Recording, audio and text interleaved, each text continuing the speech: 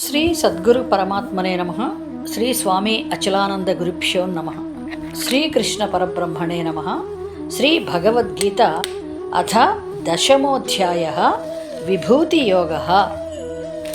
శ్రీ భగవానువాచ భూయః ఏవ మహాబాహో శృణు మే పరమం వచః యత్ తే అహం ప్రీయమాణాయ వక్ష్యామి హితకామ్యయా.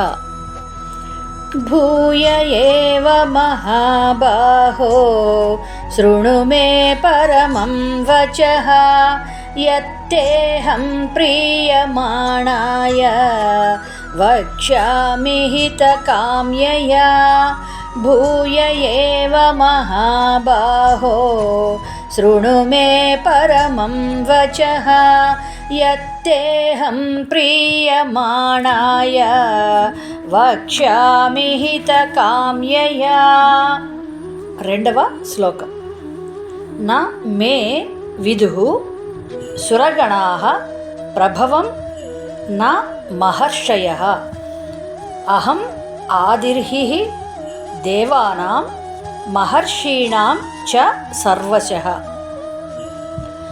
న మే విదుః సురగణాః ప్రభవం న మహర్షయః అహమాదిర్హి దేవానాం మహర్షీణాం చ సర్వశః.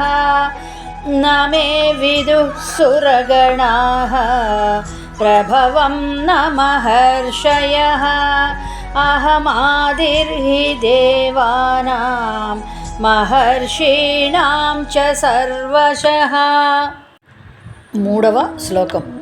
యః మాం అజం అనాదిం చ వేత్తి లోకమహేశ్వరం అసమ్మూఢః సః మర్త్యేషు సర్వపాపైః ప్రముచ్యతే.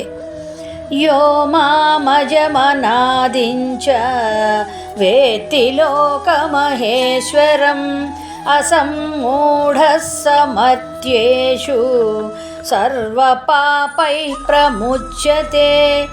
యో మామజమనాదిం చ వేత్తి లోకమహేశ్వరం అసమ్మూఢః స మర్త్యేషు సర్వపాపైః ప్రముచ్యతే. నాలుగవ శ్లోకం.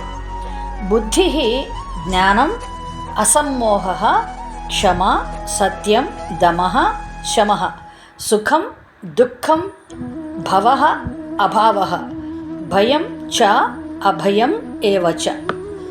బుద్ధిర్జ్ఞానమసమ్మోహః క్షమా సత్యం దమః శమః సుఖ దుఃఖం భవో భావో భయం చ భయమేవ చ.